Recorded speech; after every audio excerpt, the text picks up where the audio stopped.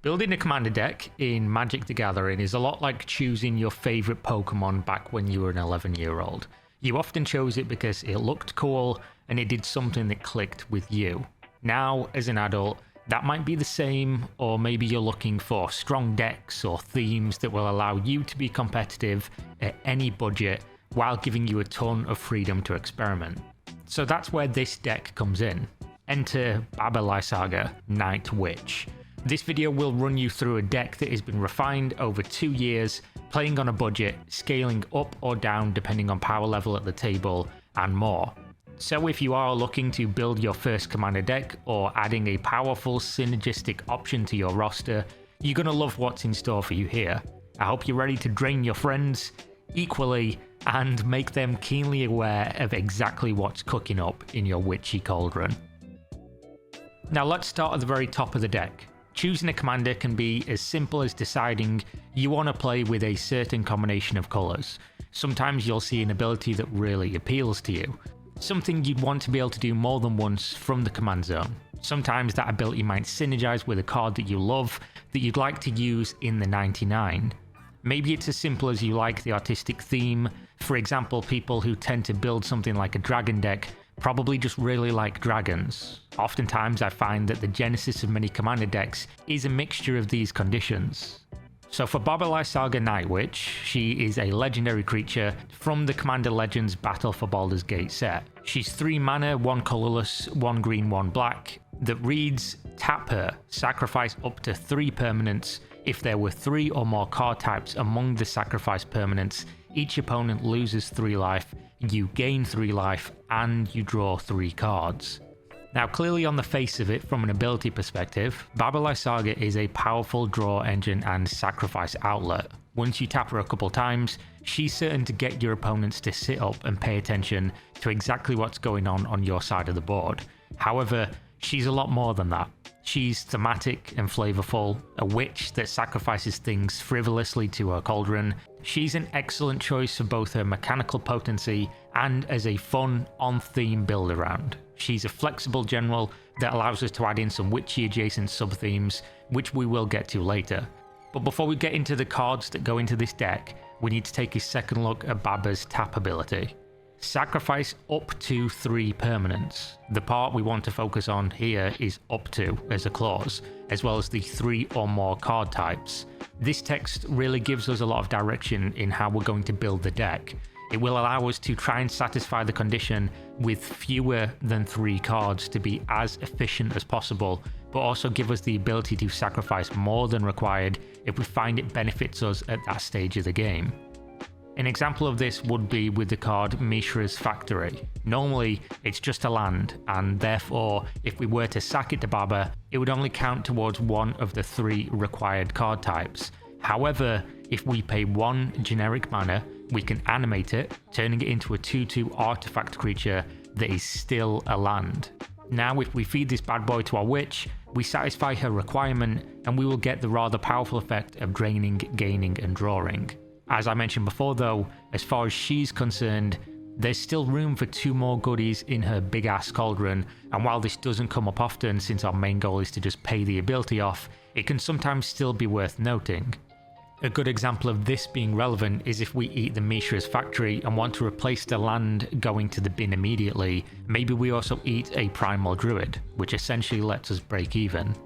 So now we know who's at the top of our deck, let's look how we put together the other 99 cards. If you're already familiar with brewing your own commander decks, you can skip to 9 minutes and 57 seconds in this video, as this next section we're about to go over a general commander deck brewing template. Now I'm going to go over a template here for building and tuning a deck, as it can be rather helpful to organise your cards for their purpose. When it comes to making decisions on what to keep and what to cut, I find it easier to make an informed decision if I know what cards occupy what slots within the deck. For example, if Wizards of the Coast decides to print a new mana ramp card that I feel like I want to try in the deck, I can look and see how many cards I have in my deck that fill the same purpose. Maybe it makes sense for me to cut something like a Rampant Growth and replace it with the new card. If I know the balance of my deck though, and keep good track of deck stats, maybe I feel like I can lose a card draw spell and run this extra ramp spell. That said, there are no wrong answers here. What's fun for you and plays well for you is the only rule. Obviously, decks will run smoother when we pay more attention to keeping a relative harmony between the numbers and uses of the cards in the deck, but every commander will have different requirements and nudge us in different directions, and in most cases, this will inform how we find equilibrium between the number and types of cards we wish to run.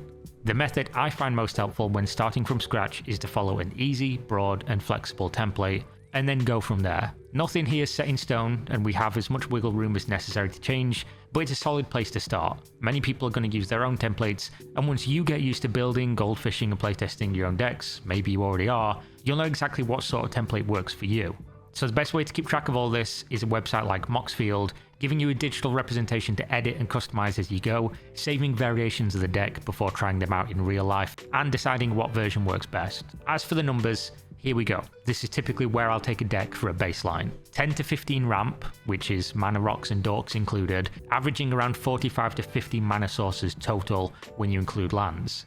10 plus card draws. I'd still consider a card that draws a single card to be a card draw, but generally speaking, I would be looking for cards to be drawing 2 or more. Sometimes it feels like you can never have too much card draw. You probably can, but sometimes that's how it feels. 10 plus removal / interaction spells. I would include 2 to 3 board wipes in this category. I generally lean closer to 2 these days, but that's obviously a more meta-dependent decision, especially considering how your group plays their decks and also how many tutors you opt to run. 1 to 2 graveyard hate. I'm always going to run at least 1 piece of graveyard hate or disruption. This will save your ass more often than you might expect. Recursion, this is hard to put an exact number on, but usually you're going to run 2 to 3 in any given deck. Buying your important spells back is incredibly useful at any stage in the game and should never be overlooked, though here you can be as flexible as you want. Then we get to tutors. Along with the strength of your mana base, there is no greater way of improving the consistency of a deck than by adding tutors. Getting the right card at the right time can be game-ending, game-saving, or at the very least, game-changing. Again, the decision on whether to run tutors or not is very meta-dependent, but I personally find that even in a low-power meta, running 1 or 2 flexible, cheap tutors can help break a game open when things have been stalled for a turn or 2, especially considering you don't have to tutor for the victory if you don't want to. Which then brings us to our final bucket, 5 plus finishers / endgame pieces. So to help distinguish between the two, in the deck we're going to showcase here, Mirkwood Bats is a finisher. The deck can make and sacrifice plenty of tokens, and therefore Mirkwood Bats is going to be able to finish games. We would consider some of the cards that make the tokens to be part of our endgame plan, cards like Field of the Dead, Tireless Provisioner, Pitiless Plunderer. Our intention is to include a broad enough endgame strategy that the loss of 1 or 2 pieces isn't completely backbreaking, but this is what I mean by finishers and endgame pieces. The cards that make up the rest of the deck are generally going to be considered the gravy, the stuff you probably built the deck for in the first place, and sometimes the cards that carry a lot of our deck's identity. The categories we've identified up to now are where we keep all of our workhorse cards, the cards that really make the deck run properly. Of course, there is often plenty of overlap, but sometimes that overlap is very rewarding and exciting. Some cards just do a whole lot and can help us get away with some greedier choices, and that's okay. It's all part of the fun of brewing and building. This template should serve you well, but it is just that, a template. The magic of Magic is how complex and flexible the game is, giving you the power of expression. If something isn't working for you, whether thematically, flavorfully, or otherwise, there's no harm in trying out new things, even if they're not conventional. But overall, one thing to remember is that Commander games do need to end. Nobody really wants to sit in a Commander game that's been totally unstuck from reality and is entering hour 3 or 4. It can happen, especially with precons and lower powered decks, newer brewers, or newer Magic players. The game's very complicated, and sometimes game states become just that. Adding 1 or 2 cards that can pretty much end the game on the spot is often fine in my book, if not a little boring. Importantly though, Commander is a format that's about expression and being social. If you're playing with a regular group, you should be tailoring your deck to that group's playstyle and purpose. If everyone's running highly competitive decks that seek to win in a cutthroat manner, you can tailor this and any other deck to fit that. It could be more combo pieces to instantly win games, a faster mana base, more tutors to find the winning pieces, or any other number of considerations. If your group is casual and looking to play a more slow-paced game, you're going to want to cut those aspects down. But even in that circumstance, I would say friends don't let friends build decks without achievable win conditions inside. So now that we've established the template, let's look how we build a new deck using that, and we'll apply it to the Baba Lysaga Night Witch deck and see how closely this adheres. As you can see, for the most part, we're in the same neighbourhood as our wonderful template, and that's great.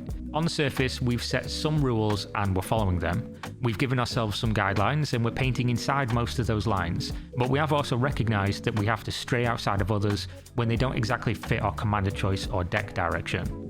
If we zoom in and get a little bit more granular, we can learn a few things about the nuance of putting together your own deck.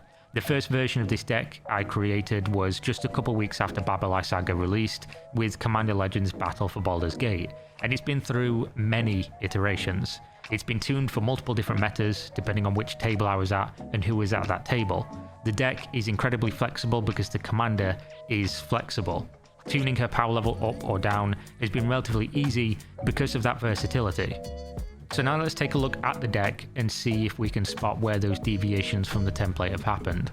In building this deck, we're kind of immediately agreeing that our central plan is going to revolve around tapping our commander, because as we mentioned before, Baba wants to be tapped and sacrifice 3 different permanent types. The 6 types are Artifact, Battle, Creature, Enchantment, Land, and Planeswalker. We aren't currently running any battles in the deck, but all other types are covered here. More often than not though, we're going to find ourselves chowing down on our own lands, and there's a wonderful suite of lands that are so talented that they happen to satisfy 3 of the permanent types on a singular card. How efficient!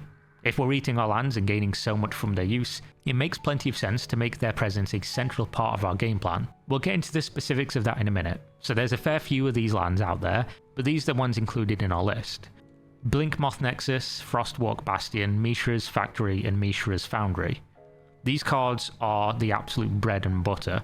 Once we have one of these in the field, we can animate it, turning it into an artifact creature that's still a land, and if we can recur it turn after turn, we're cooking. Accompanying these lands are some double dippers, making them an easy addition into the list. Darkmoss Bridge, Darksteel Citadel, Dryad Arbor, Calney Garden, Treasure Vault, Tree of Tales, Vault of Whispers. Finally, here's a list of cards in the deck I consider good fodder for Baba at different phases of the game, but not absolute key pieces for the plan.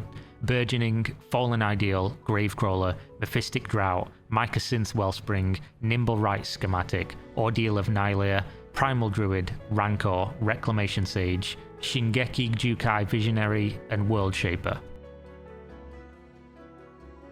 Now looking at ramp. Ramping in this deck is pretty rewarding. Oftentimes we're binning our lands to get our game plan rolling, so being able to replenish them is critical. There's some funky ways of getting what we need out of our ramp spells, and still keeping our commander's ability front and centre.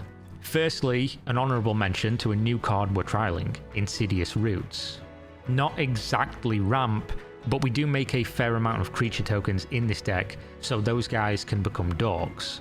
Other than the obvious Sol Ring and Arcane Signet, the other 2 rocks we run are absolute superstars in this deck.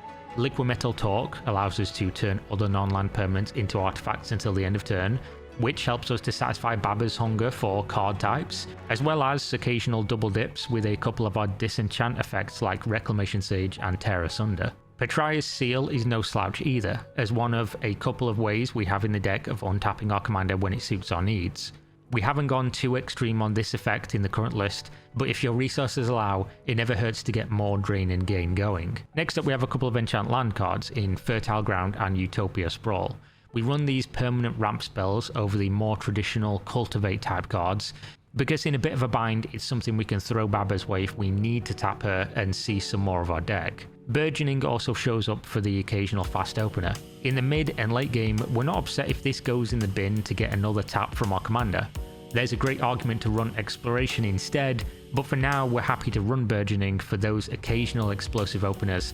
And since I built this deck from cards I owned already or could trade for, it's important to remember that it's okay to use what we have sometimes. That's all part of the fun of deck building. Next up, Primal Druid fills much of the same role. If we are sacrificing a land plus creature plus blank, we're always happy that the Druid replaces the land right away. Viridian Emissary fills the same role, and there's an argument to run both, but for now we just have the Druid here. This is a simple example of something you can always come back to if it isn't working for you. Ordeal of Nylea is a real gem in this deck. We don't need to worry about the first ability, just the second. Ordeal doesn't care how it's sacrificed as long as it is. We get to grab 2 basics to the field tapped, whilst giving our witch another ingredient for her cauldron, all for the dizzyingly cheap cost of 2 mana. Yes please. We have more dorks that either create snacks or can eventually become snacks in Gilded Goose, Sanctum Weaver, and a similarly useful friendo in Shingeki Jukai Visionary. The goose can be dropped and immediately provide us with a food token, which is an artifact, as well as the bird itself. Aside from being able to eat the food itself to boost our mana, in a pinch this gets us 2 out of 3 of our desired permanent types to the field for just 2 mana. The Weaver is a 2 mana dork that sees itself as an enchantment as well, so we can always tap for 1, but if it isn't an early snack itself by virtue of being an enchantment creature, I often find it tapping for a few mana when the rubber meets the road. Shingeki on the other hand again doubles as a snack for Baba, but can be used to potentially ramp us off the top of our library by tapping and paying 2, or be channeled to pull some of our more useful non-legendary cards from the bin if drawn later in the game. Tireless Provisioner and Pitiless Plunderer introduce treasures into our game plan, obviously a powerful mana accelerant but also an artifact that we can use if we must. Tireless obviously requires no setup at all, but Pitiless wants to be seeing creatures dying on our side of the board. Even if we weren't spending plenty of our time sacrificing our own creatures in this deck, the natural to and fro of the game will usually land us with a non-zero amount of treasures. These cards go from handy mana boosters to game-winning endgame components in very short order. Spelunking is a newer card from LCI that ticks a few boxes and we're happy to run it here. Firstly, no, we aren't running any caves. Secondly, much like the decision to leave Cultivate and Kodama's Reach type cards out in favour of consumable solutions like Fertile Ground. With that in mind, Spelunking is mono green growth spiral on a stick, and while that doesn't guarantee us a land into play, it also lets our lands enter the battlefield untapped, which does have some relevant synergy with our list, so we're happy to take the hit on this occasion. Finally, again, we're dealing with ramp of the not so guaranteed kind in Blossoming Tortoise and Eranis Gloomstalker. These guys double as recursion too. The Tortoise is obviously the more powerful of the two considering we get the effect of the ETB as well as attack, and they can even help with some of our land animating shenanigans. Buying back lands from the grave can be incredibly powerful with this deck. I find this gets the job done in my experience, but I'm always tweaking up and down to find the sweet spot. I feel pretty good about my mana situation with this deck, but if I needed to make room, I wouldn't be mad about adding in the Viridian Emissary or something like a Wild Growth. Now for card draw. I'll start off by saying that card draw in this deck is going to look kind of anemic at first glance. Baba is such a powerful draw engine herself, and enough of the deck is built around her, that once you're playing, it isn't something you ever really have to deal with. I find that the first 1 or 2 taps of her tend to go unanswered, while people are still establishing their own boards. That said, you may discover a different attitude in your own meta, but for me, I've had enough wiggle room to see plenty of cards from her ability, and thus she does plenty of the heavy lifting to make up for the fact we don't have as many traditional draw spells. So we already mentioned Spelunking. With that in mind, we are running some really good eats in the form of Ica Wellspring and Mephitic Drought. Artifacts we're happy to send to Hades in order to sate our commander's need for more and more and more. These cards fill a really comfortable role as snacks, replace themselves on the way in, and net us a whole extra card on the way out. Mosswood Dread Knight / Dread Whispers can also fulfill both roles. We can send it on an adventure in which it replaces itself in our hand, and then we can use the creature when it's opportune as perhaps another treat, or even just a cheap chump blocker. Once he's in the bin, we get a timer to use the adventure side again. This card has been quite useful in my brief time playtesting it, and although I can't say for sure that it survives for the long haul, it is currently what I'd consider a flex slot, and the modularity of it so far has not let me down. Next, Braid's Arisen Nightmare is an absolute powerhouse in this deck.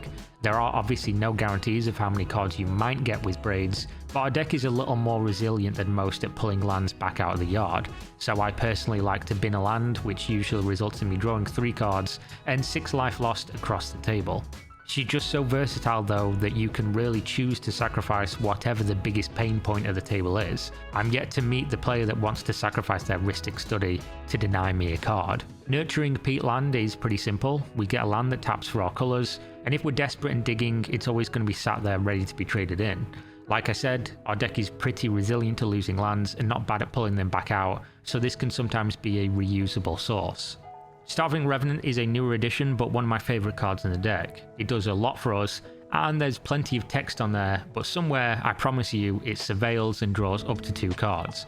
We'll revisit this beast in a moment. The Gitrog monster is a classic, the OG. This guy does it all. He replaces the lands we send away, he gives us those sweet additional land plays, he sends away the lands for us just in case we forget. More importantly, he draws you a million cards with my beloved Zoran Orb. So with this in mind, if someone wants to be a hero and keep your commander off the table early and often, then sure, you're going to struggle for card draw. When your commander is such an engine, I think that could be said for a lot of decks. This list does err on the side of the greedier and puts a lot of faith in the commander getting a few taps to draw cards, but I haven't found it to be a problem in nearly 2 years of playing it.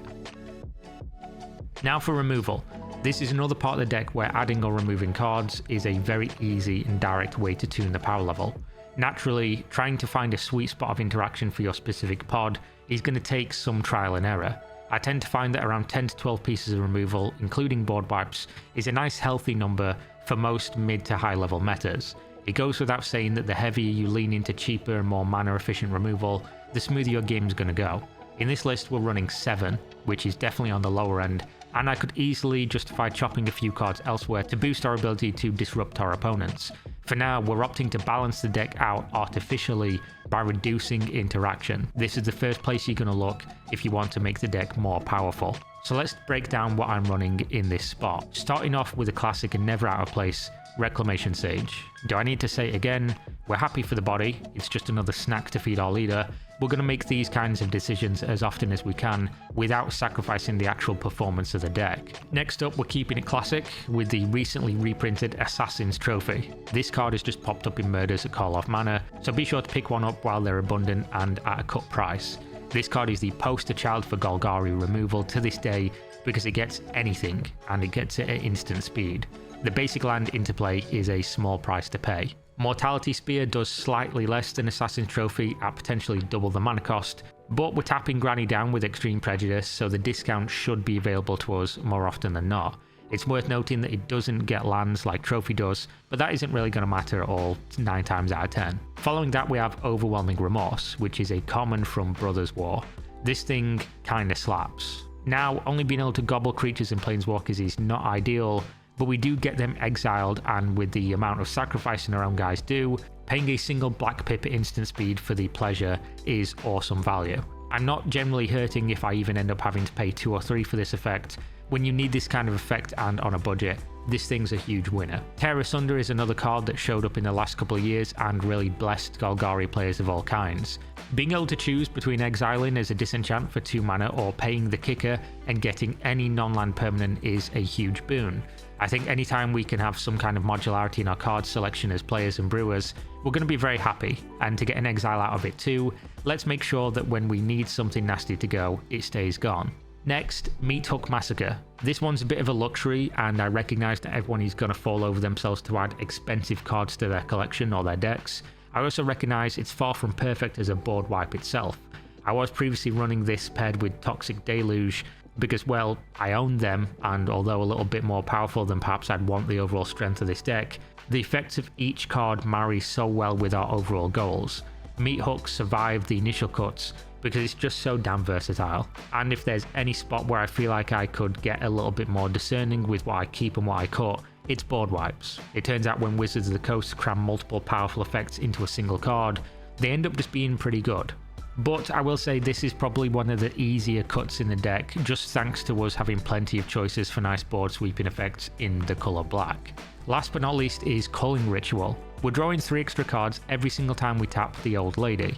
Casting Culling Ritual with a healthy grip of cards is going to frequently lead to very powerful turns. People like to play efficient mana rocks, people like to make tokens. This spell makes those things go bye-bye, and for our trouble we get to have our own explosive turn. It's almost like half of a board wipe, and in contemporary Magic the Gathering, there's a hell of a lot of irritating 2-cost spells that this can mop up. Even if I'm not going to go to mana positive by casting this, I'll sometimes cast it even if I'm getting stuff like Dothi Voidwalker, Esper Sentinel and Sol Ring in the bargain. Also, when we get to our upgrading and tuning section, I'll talk more about what kind of things we can add for this section. Removal is, for the most part, pretty ubiquitous, so it's pretty hard to go wrong whatever you choose to add. So for Graveyard Hate, I tend to lean towards 1 or 2 of my decks, so I'm not going overboard on the effect. I'm never going to be at 0 though. You don't want to be on the receiving end of somebody repeatedly cheating nasties into play out of the yard. There's a reason it's so efficient and scary. I mean, look at Reanimate, it's 1 mana. No, it's better to take some precautions. So Bojuka Bog is the most obvious candidate and a certified guarantee in our deck. We can drop a Crop Rotation if we're in a bit of a pickle later in the game and we need to slam the door shut. We also have quite a few recursion options to show you that we're also running in the deck, so using Bog early in the game isn't going to bite us nearly as often as you might think. Generally, I like to get a whole graveyard, then settling for a return to nature kind of deal, keeping in mind our love for hitting different permanent card types. Something like a Soul Guide Lantern wouldn't be totally out of place since, again, it gives us more choice and control than something like a Leyline of the Void. In a deck that has such a significant interest in card types, looking for relevant effects on cards that can also be used for fodder for Baba Lysaga is key. Of course, if we get the balance right, adding an instant or sorcery here and there isn't going to kneecap our game plan either, but we really like having as much choice as possible on the board when it comes to deciding what we sack and what sticks. As for Recursion, we're in black and green. Our commander eats our things every turn that it possibly can. Buying back our most useful components is very strong. Sometimes when you pilot this kind of deck, you're going to look down at your board and feel like you have a little bit of a Rube Goldberg machine assembled. It sometimes bins 1 or 2 of those important cogs. Being able to get them back can be game ending. In these colours, our choices can feel sort of endless. As for Baba specifically, getting important lands back, especially those that can satisfy her ability requirements all at once, is our main goal. To that end, Conduit of Worlds is an all-star. Crucible of Worlds is probably still the gold standard for this kind of effect, and until recently we ran both for redundancy, but the release of Conduit as well as Blossoming Tortoise and Erinys in the last couple of years has really softened the blow of choosing between the two. Even Titania, Protector of Argoth, can grab us an important land back to the field the turn that she comes down. Conduit gives us the extra spice of being able to play another non-land permanent out of the bin if our turn is going to be otherwise constricted or limited. And I mentioned a few times already, but that flexibility is definitely worth the extra mana cost and the double green pip awkwardness. Eternal Witness needs no introduction, and I feel like maybe Bala Ged Recovery doesn't either at this point. It's been out for a few years now. How crazy is this card? When is it wrong to run this kind of MDFC? Is it ever wrong? It doesn't really feel like it. Yeah, these cards don't get stuff right back to the battlefield, but sometimes I'm actually okay with not going too silly with that kind of effect, unless I'm building a really hardline, dedicated, dyed-in-the-wool reanimator deck. Sometimes I just want my Assassin's Trophy back. Shingeki fits the same sort of billing here, and honestly, every time I try to cut this card, I just can't help but notice how many boxes it ticks. Squirming Emergence is a newer card from LCI that gets us pretty much anything we could possibly want back on the board.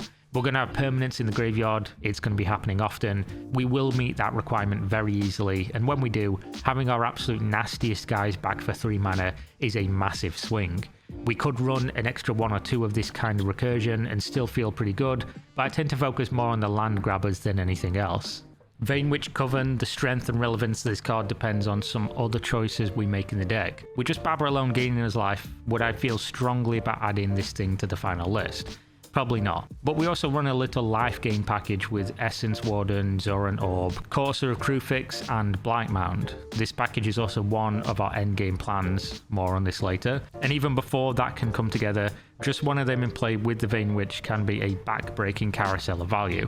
And yeah, she's also a witch. The last recursion pieces we have to talk about are especially noteworthy. I've mentioned that a fun, repeatable trick with Baba is to animate cheap, multi-typed lands, sacrifice them, and then dig them back out of the graveyard to either do it again by untapping Baba, or to have ready to go for next turn. The lands being so useful and important, we're going to build more of our strategy around lands leaving and entering the battlefield, and to make that happen, we're choosing to run multiple iterations of mass land recursion. Splendid Reclamation is the easiest to get going. 4 mana is nice and cheap, and it's a no-fuss method of getting us where we want to go. World Shaper is another classic example. Being a creature that also mills us when it attacks, we also get the benefit of maybe finding our best pieces to pull back out of the graveyard. That will obviously carry some risk as well, but it's one we're usually comfortable taking. The only friction would be having to get it to die, but we also have a few sack outlets in the deck, our commander included, to make that death happen at the time of our choosing.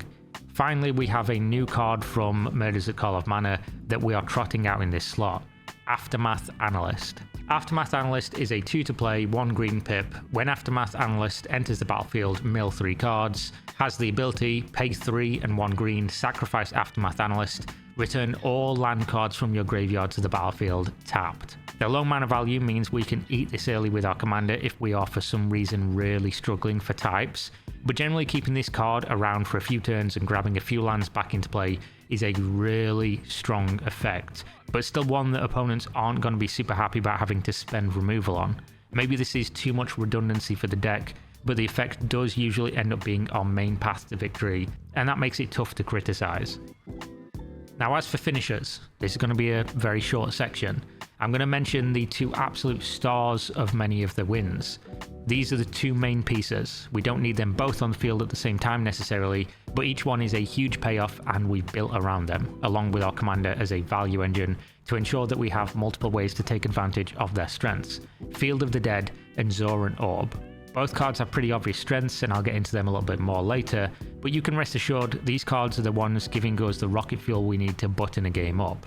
Now that we've got the heart of the deck outlined, we can look at the cards that are going to lock in the game in our favour. We'll try to sort them into categories, but there will naturally be some overlap, as is often the case. So we're pretty much never planning to tap Lysaga to attack, so that takes commander damage off the table. That doesn't mean, however, that we can't do some damage with our commander. She's already tapping and doing a little drain and gain dance of 3 to us and 3 from everyone but you, but what if we were to amplify that? It's not degenerate, but these things have a way of making a huge impact over the course of your average EDH game. To help boost the potency of our taps, we have a newer card from LCI, Starving Revenant. This thing is an absolute monster. First, we get the card advantage it provides if we're sitting on a graveyard of 8 permanents thanks to the Descend mechanic. This guy is extending our reach to double. Losing 3 life is already noticeable with 1 tap. Getting the value of 2 taps is huge, not to mention the synergy with things like the Gitrog monster and Zoran Orb. Adding the prospect of repeat taps, and this can get out of control very, very quickly. I haven't run it for long, but I love this card in the deck, and getting these taps isn't a big deal because we're running Tyvar Jubilant Brawler and Petria's Seal. At the end of the day, our commander can be the reason we're winning. With a couple of pieces and some protection in the form of Swiftfoot Boots, she's no slouch over the course of a game. As for big beats, Ashaya Soul of the Wild is often just a pretty hefty beater. It's as simple as it gets, but when paired with a few creatures already on our side of the board, she can be a huge problem for the rest of the table. Luckily for us, 2 of Barba's favourite snacks are Rancor and Fallen Ideal. Throw these on a big enough beastie and sometimes it's as simple as right place, right time. A big evasive threat gets the job done. Speaking of big evasive threats, Blossoming Bog Beast, this card absolutely slaps. We're making zombies, we're making pests, our board can go pretty wide, and then all we have to do is tap our commander to eat some of our own lands with Zoran Orb, and suddenly everything is a minimum of a +5/+5 trample, and that is curtains for the game. We're also going to try and make a lot of tokens, and those tokens are going to do a lot of different things for us. Firstly, here's the cards that will make us tokens in no particular order. Field of the Dead, Insidious Roots, Blightmound, Tormod the Desecrator, Titania, Protector of Argoth, Pitiless Plunderer, Tireless Provisioner, and a special shout out to Dunes of the Dead and Colony Garden for trying their hardest. We can make a lot of tokens. Some of these cards obviously go at different paces. Tormod in particular is a pet card. I like the zombie that slowly pays me out in other zombies. Insidious Roots is what I'd consider a trial card. If it doesn't pan out, it's going to be cut. The rest are much more consistent and therefore reliable. Our payoffs for making so many tokens include Phyrexian Altar, Fallen Ideal, Mirkwood Bats, Blood Artist, and Meathook Massacre. We can go wide and use our Bog Beast for those big attacks. Sometimes that isn't even necessary. We can sack them all and go the typical aristocrats route. Mirkwood Bats is so pushed that even just the act of creating them can end games, and then Pitiless Plunderer pays the bats off in a big way too. Now, as for the life gain package, I mentioned this before, and I consider this suite of cards to be very cuttable if you want to make a decent chunk of space to go in another direction, but as it stands, works very well with the deck and fits naturally with what we're doing the most. Those cards are Essence Warden, Courser of Krufix, Dina Soul Steeper, Vane Witch Coven, Blightmound, Zoran Orb. There are so many overlapping synergies with our finishers that it's too much to talk about any specific one without wanting to then talk exhaustively about the others. But rest assured, once the value engine has helped accelerate our game and put some of these pieces into play, the game is usually over in our favour. These cards gain us life, and quite a lot of it. Dina plus Orb plus Field of the Dead plus one of our splendid reclamation effects are usually good enough to end it. I flirted with cutting Dina 100 times, but she just wins me a lot of games, so it's hard to fault her for that. So as for the combo and the tutors, it's not very nice, is it? It's a little bit mean, but sometimes games go on for way too long and it just needs to be done. It's in the deck for that reason. Don't feel compelled like you have to search it up or trot it out constantly. We aren't trying to crutch on it, but it's there, and if anything, sometimes it's compassion, it's mercy. Nobody wants to be held hostage in a very long and stalled out game. If you've ever played a game like this, it's very easy to justify this line of thinking. Gravecrawler, it's here. He's a zombie, so we automatically like him for the deck since we have a bit of a plants versus zombies thing going on. If we have a zombie token or something like Tormod or Grey Merchant of Asphodel, which I haven't mentioned but was a recent cut for the deck, which you can include. If one of those on the battlefield with Gravecrawler and Phyrexian Altar, we can bin our Gravecrawler and replay him over and over and over again. Blood Artist likes this, Mirkwood Bats and Pitiless Plunderer likes this, Meathook Massacre likes this, Essence Warder and Dina. I could go on, but I'd be here all day. The synergy in the deck is crazy. While we're talking about the combo, I think it's in our best interest to run a tutor or two to help us get there should the need arise. I really don't think you can go wrong in this department, so it's dealer's choice as far as picking your particular flavors. For now, I'm testing out the awkwardly costed Beseech the Mirror, since the upside of getting one of these pieces directly to the board is a massive upside. Prior to this, I was using Diabolic Intent, with crop rotation there mostly to grab Field of the Dead. So for the main line, I mentioned earlier that putting lands in and pulling them out of the graveyard is our primary thing. It's straightforward. We have a max hand size, we can discard them, we have and must protect at all costs Zoran Orb, mostly because we love that card, but also because it does a lot of late game lifting for us. You could maybe even justify running something like Claws of Gix, or Urg Spawn of Turg, just to have something similar in the deck. Until recently, I was sometimes even using Altar of Dementia and Natural Affinity. The point is, we want to send lands to the graveyard. The Orb and our commander do it best. We have enough tools to usually offset the loss of lands from the field, and we have big ways to pay off the active binning them and replaying them on repeat. Titania, Protector of Argoth, is our biggest and scariest if we're allowed to untap. A large number of 5/3 elementals are usually just going to do the business on a congested board, but we don't really want to play her if we're not going to get that big payday right after, so make sure if you use her, do so with caution. Keep in mind that we have 30 creatures in the deck, so Asaya and Titania will synergize and make you additional elementals if you're set up and happy to trade your smaller guys for 5/3 elementals. Retreat to Hagra, this is the big one. Lands coming in the game all game long, sometimes in 2s and 3s. This thing is hurting people at the table. We do enough milling, sacrificing and discarding that when we do pop off with a World Shaper or a Splendid Reclamation, then it can often be finito, game over. If we have the new powerful replacement effect of Spelunking in play, we don't even have to settle for doing it once. Dina and Courser of Krufix do the same thing for us in 2 cards instead of just the one, so we're glad for the redundancy. Now as for upgrading the deck, this is the real fun part. It feels like once you consider the conditions that need to be met for Lysaga to work, you can tune the deck to suit your playstyle very easily and at an extreme budget. Right now this deck list, which of course you can find a link in the video description for the totality, runs in the ballpark of around $300 and $400 US, and we can comfortably bring that down and not lose the deck identity. The main strength of this Baba deck is that it works with so many niche, weird and wonderful cards, many of which can be quite inexpensive. In fact, throughout the history of tuning this deck, it's seen great success, winning a great many of the games sitting at a table while being a great deck to play for the very accessible cost of between $100 and $200 US finished. As you'll see from the list, some of the pricey cards in this deck are just choices made based on cards that I had on hand at the time. Tuning any deck is going to be a great deal of trial and error, of course, and even in this current list I would consider things like Insidious Roots and Aftermath Analyst as 2 cards that are flexible trial slots. I find myself switching between 5 to 10 cards in and out every few months just to try some new things, especially with new cards releasing, and that should demonstrate how much range we have when changing if we feel like it. I mentioned earlier that the life gain package we run is definitely easily lifted out of the deck. We lose some punch in the endgame, but the strategy of the deck is broad enough to withstand those kind of decisions. For the sake of clarity and brevity, I'm going to identify a few budget upgrades that are under $10, as well as then some premium upgrades that are over 10. After that, I'll mention a few cards we might choose to cut to make some room for these alternate choices. With the budget cards, we aren't running a few very obvious choices that we could easily make room for. Solemn Simulacrum, which I can never sound in my brain like I'm saying the name right, I don't know why, is probably top of that list. It does everything we want to do in the deck. It's been in the list previously, and I only removed it to try some other stuff, but I wouldn't think twice about adding back the sad robot. Instill Energy is another pretty obvious choice that lived in the deck once upon a time and could easily be added back for some extra tapping nonsense. Speaking of which, why not add 1000-Year Elixir and go even further down that path, or a newish gem in Sting the Glinting Dagger, which may be my new personal favourite of all these effects. Aspect of the Mongoose would be right at home with Rancor, and Fallen Ideal as repeatable treats for the old lady, with us throwing lands in the bin pretty routinely and already benefiting from the effect with things like Primal Druid, Viridian Emissary, and cards that replace our sacrifice land immediately. On the trail is a new card from MKM, Deep Clue Sea Commander Precon, worth mentioning here. While not guaranteeing a land to the field, it's very likely when drawing an additional 3 cards every time we go around the table that we're going to be putting extra lands into play with this, and if we find that we're plenty happy with what we have, it's a low mana value enchantment to sacrifice.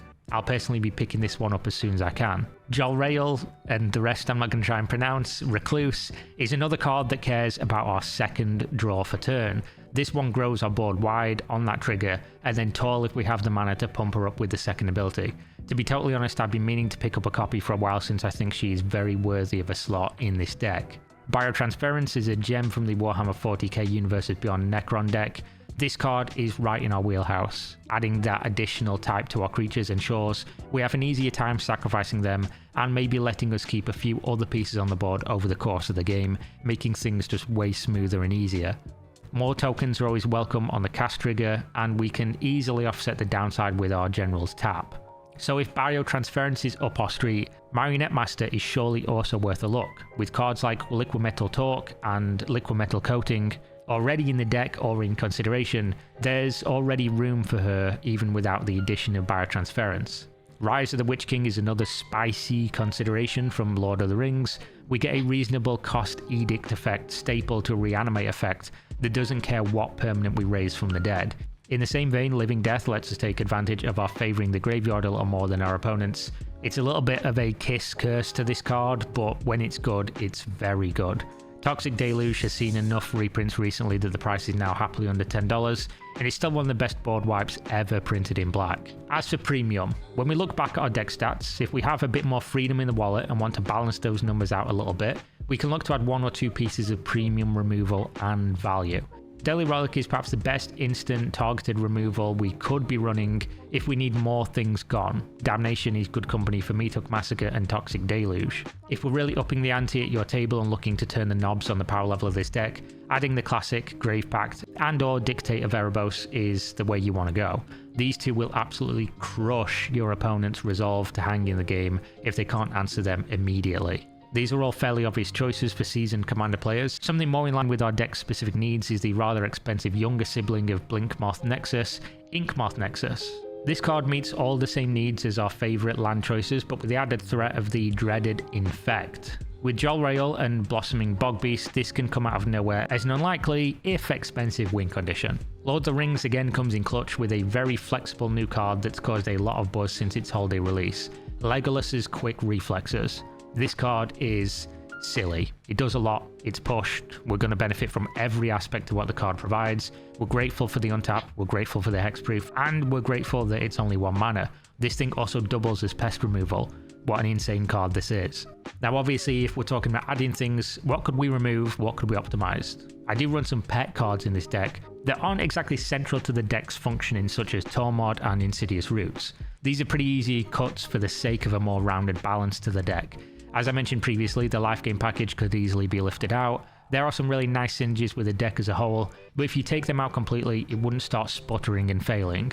I'd look to add maybe a couple pieces of removal and draw in place of them if I were going to take them out completely. Maybe replace Dina with Jor-El or Marionette Master, so as not to lose too much in the game ending department. It's worth mentioning, even though we're past the upgrade section, that with the life gain package still in place, I ran Bolus's Citadel and Altar of Dementia together to great success for a real long time. They've only been cut recently because they were too strong, and I was accommodating a lower power level pod to reduce the large amount of game actions those cards create. I currently run 35 lands with 2 MDFCs in Malachia's Rebirth and Bala Ged Recovery, and honestly, it feels right on the money there, after having previously run 40 with 38 before the MDFCs. Of course, you should go with what fits your playstyle and your testing. You can see the full list of lands in the deck list in the description below. I don't think there's much value in talking about these specific choices. I just tried to get a reasonably optimized balance between colours and utility. We're using 10 basics currently, and we could maybe cut that back to 8 or so if necessary. Ideally, they would all be snow if you can get a hold of them. So now that you've seen the deck, what's in it, why it's there, and what you could change, how do you play the deck? I'm going to keep this brief. The way you tap this deck is to aggressively tap the commander Baba Lysaga. We want her down on turn 2 or 3, obviously running more signets and talismans helps with this, I'm not currently, and we're going to tap her on the following turn at almost any cost. The deck is constructed in such a way that this is often possible without us suffering any long-term pain. We get a bigger grip of cards earlier, and then we get to make a wider range of choices for those critical early and mid-game turns. The deck is very good at hiding in plain sight. We do almost no attacking, and my experience is that people unfamiliar with our setup will feel the sting of those Baba taps, but they don't often respect 1 or 2 odd pieces sitting on the board on her side. While everyone else is looking at each other and the growing board state and crazy things going on, you're just kind of going to be there. Usually by the time we're ready to kill everybody at the table, mostly at the same time, they don't see it coming at all. Opening hands to look out for are anything with one of our specialist lands. If we can open with Golgari colours, 3 lands, 1 being something like Mishra's Factory, we're usually happy to keep that. It becomes especially good with something like an Arcane Signet and Ordeal of Nylea. The earlier we get out in front of our mana situation and get that first tap, the faster we accelerate into the mid and late game before our opponents. In review, honestly, this deck is so wide open and ripe for tinkering that you really cannot go wrong whatever you choose to do. I played with it since June of 2022, and it's been through enough iterations and lots of nickel and dime upgrades, side grades, and it's still always competing. I can take 5 to 10 cards out one week and play pretty casual kitchen table games, and then add a different suite of cards and be a big favourite in high-powered games. She's a unique deck building experience that can be built around familiar strategies using some pretty unfamiliar cards, and we generally take our opponents down pretty evenly, so nobody is likely to feel too focused or targeted.